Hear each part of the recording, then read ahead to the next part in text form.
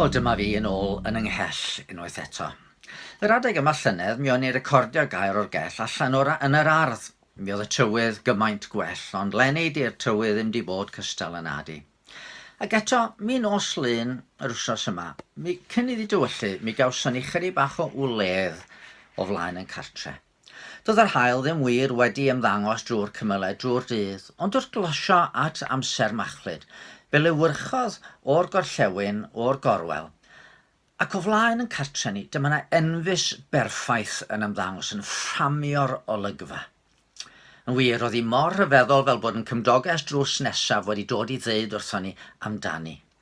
Mi oedd yr holl liwiau i'w gweld yn glir o'r coch ar y tu allan i'r fioled ar y tu mewn, un o'r ryfeddodau byd natur.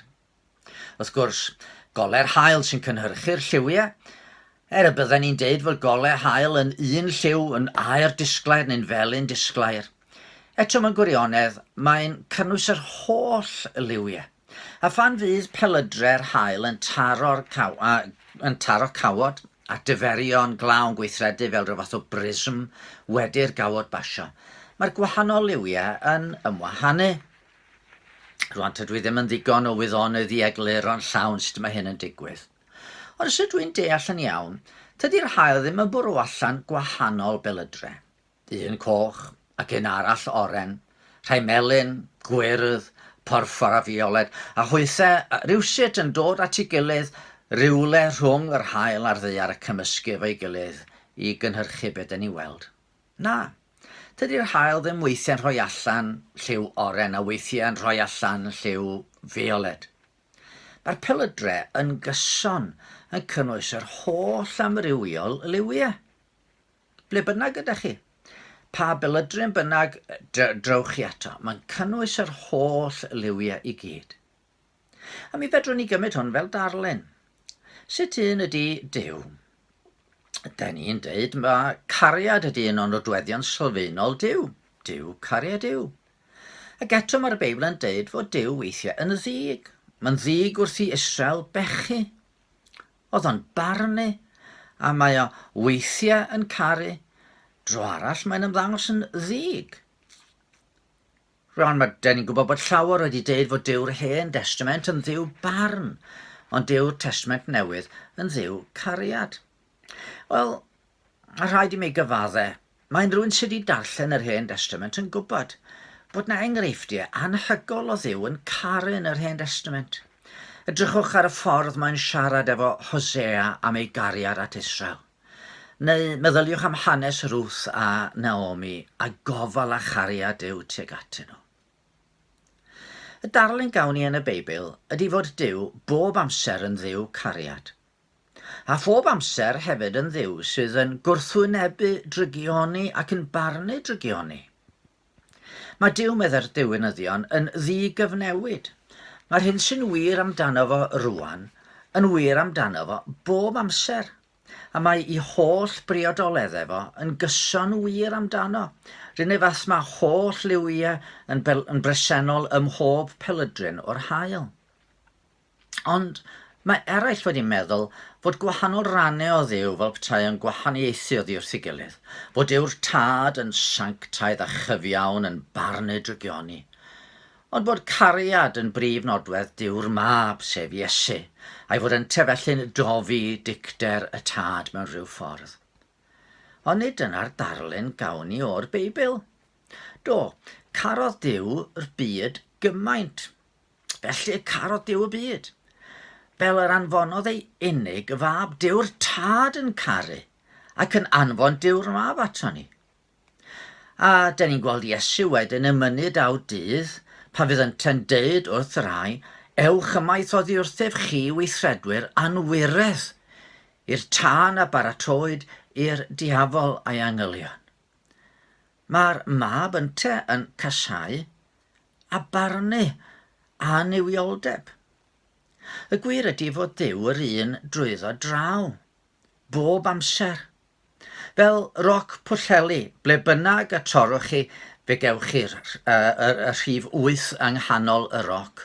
Felly, gyda Duw, ble bynnag gwelwch chi o, mae ei sancteiddrwydd ono, mae ei gariad ono, Mae holl alluogrwydd, iddo sineb, perffeithrwydd.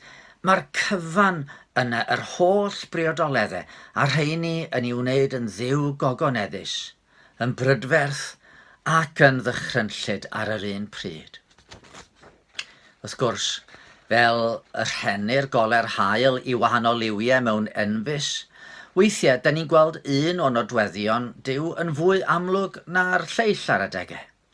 Weithiau, down yn ymwybodol iawn o'i siancteiddrwydd, wrth i ni gael yn argyhoeddi o'n beiau a'n cydwybod yn fryw.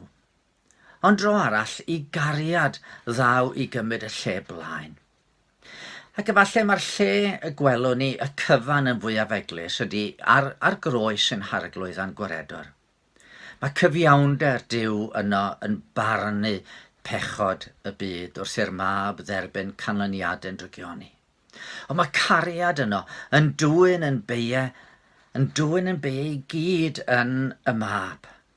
Mae doethineb Duw i weld yn trefnu ffordd i roi i bechod i gyfiawndal ac eto i gadw pechadur. Mae gallu Duw yno wrth iddo ddod â chenedl newydd i fod, cenedl sanctaidd o offeiriad a rhai wedi prynu i fywyd tragwyddol. Mae gras Duw yno yn trigarhau wrth rai sy'n haeddu dim ond gwg y nef. A mae awdurdod Duw yno wrth iddo ddiarfogi'r diafol a choncro marwolaeth. Pa ddawn sydd yn y diwdod mawr, nad yw'n ysgrifen yma i lawr, meddyr y mynydd. Beth allai ddangos pwy wyt ti yn well nag angau Calfari. A dyma'r Duw gogoneddus, crewr pob enfys, sy'n yn gwahodd ni i ddod i'w adnabod a pherthyn i'w deulu, trwy ymddiried yn y gŵr fi ar y groes drosto ni.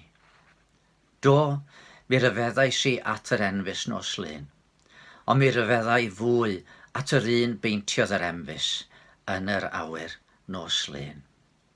Ydych chi'n ei weddio? O arglwydd yn Duw, wyt ti wedi creu byd mor amrywiol. Da ni'n rhyfeddu a da ni'n edrych o'n cwmpas ac yn gweld fod yr amrywioldeb yna yn rhywsut yn adlewyrchu cyfoeth dy berson di, yn dad, mab ac ysbryd glân. A da ni'n diolch o Dduw Tad, dy fod ti yn ddi-gyfnewid. Da ni'n diolch yn arbennig, dy fod ti yn ddi-gyfnewid oherwydd dy gariad. Da ni'n gwybod na fydd dy gariad tuag ato ni ddim yn newid fel mae'n teimladau ni yn newid. A da ni'n gofyn am y gras, unwaith eto heddiw, i ymddiried yn dy drigaredd di, gan wybod nad Duw i chwarae efo fo wyt ti, ond Duw sydd yn cymryd ni o ddifri, a Duw sydd am y ddwyn bendith i bob un naiff edifarhau ac ymddiried yn y mab. Amen. Diolch i chi am wrando. Dewch yn ôl dydd Gwener am Myfyrdod bach arall.